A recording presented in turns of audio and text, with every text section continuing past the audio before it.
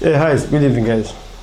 So I was basically hit with an epiphany, which is about marketing and business, and saying that we've been having marketing and business wrong all along. Like, I don't know about you, but I've been having this wrong all along. I've read marketing books, business books, and then it dawned on me that two of the biggest brands that I follow, or that I've really tried to study from day one, which marketers also tried to study from day one, these guys did not study marketing, and their marketing approach was not in any book because they were built on actual life philosophies. They were built on timeless principles. And these two brands, Apple and Nike. Apple's campaign, Think Different, was a philosophy that Steve Jobs had.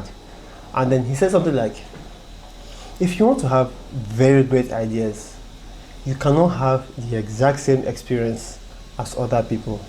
You can't talk like other people. You can't go to the same place that other people go to. You can't even be reading the same books that other people read if you're looking for real good ideas to bring to life. You basically have to carve your own path. If you want to change the status quo, and this is not a motivational talk, this is, if you look back in history, anyone that has changed the status quo literally had to do things differently from everyone. And that's something that Steve Jobs discovered. And it hit me this way because I used to think different was just an ordinary campaign. No, it was not. And the more I go into these guys, the more I discover something deeper than just a marketing campaign. The beauty of this thing is that Steve Jobs of Apple and Phil Knight of Nike basically had a source of their principles. So Steve Jobs was a Zen Buddhist practitioner. Phil Knight took some lessons from Zen Buddhism. Now, I embrace Zen Buddhism. In short, I practice it, but I have nothing to sell you along that line. Talking of, the best I can tell you to do is please meditate. And on the issue of Nike's Just Do It is super powerful because I've noticed that in my life, most of the successes I have had came about not because I read for it, not because I studied for it, not because I deserved it, but I got it because I literally just did it. Just did it. And where this thing hit me hard recently was on Saturday, I and my co-founder and some people went swimming. A very beautiful girl walked into the pool area. Very beautiful. She's alone. And me and my co-founder admired this girl a lot. And he asked, should we go for the attack? My response was, with the startup, I don't entirely think I'll be able to keep up. I can approach, but I'm not sure I'll keep up. So while we were packing our bags, I kind of walked to her area. I observed her very well. She looked at me, but I was topless. And I really do not like using my body to show off. So we got dressed, came back. He was still looking at the girl. Then he said something that this entrepreneurial life might end up being an excuse for not approaching ladies. And it was at that moment that I said, nope, that yes, I'm a startup founder. Yes, I'm going to cold call. So if I can't approach a lady and maybe get rejected, why should I even do a cold call in the first place? And to be very, very frank, at this moment, I had a feeling that she was going to reject me.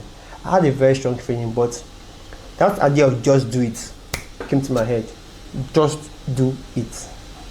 I walked up to her, spoke, said, hi, my name is Udo. She told me her name was Sophia. We vibed a little bit. Okay, I was like, fine, you know why I'm already here. I know I cannot do without leaving with your number. And she was like, she can't give me her number. And she doesn't stay around here. She's based in the faraway town. And to be very, very frank, that to me, I'm super sorry. There was no point. With the way she said that, I completely gave up on that. One thing for sure is that, one, I approached. Two, when she said no, I laughed about it. And then I got to understand that she's also a student 500 level, and she probably saw me as this playboy. Oh, one, this guy definitely looks like a playboy. Two is that I don't even stay in Lagos. So I understood her part, and then I felt like, well, I just did it.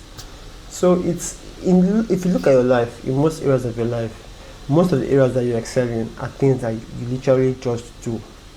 So when we say just do is, whatever you want to do, is it a business? Just do it. Leave these books alone.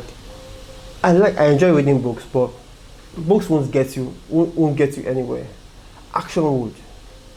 That's why I show up on this platform almost every single day to at least talk about something.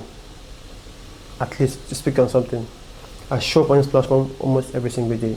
And it is something that, regardless of if the algorithm pushes my content, I'm willing to go 5 years. That's why I don't cut, I don't edit, I just do it.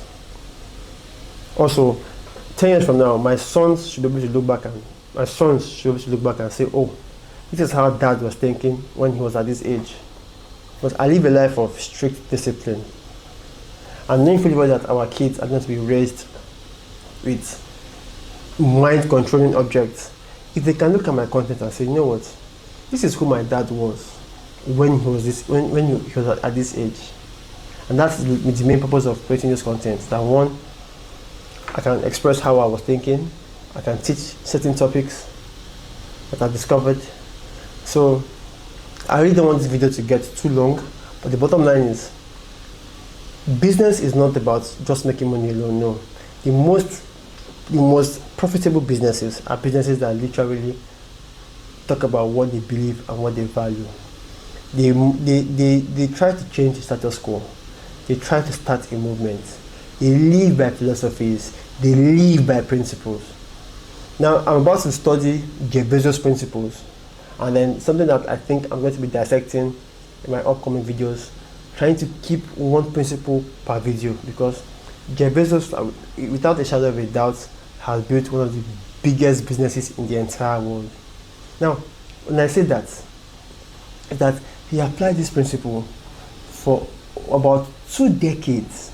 If you know what it means to apply principles for 2 decades, what that means is that in the first year of business, you were not sure if these principles were going to work, but you still put in the work, you still put in the efforts, and they all paid. So I'm not entirely sure the videos will be coming in tomorrow, but I definitely owe it to you guys to break down these principles step after step, principles that he used for decades to build Amazon to where it is. So thank you very much for tuning in.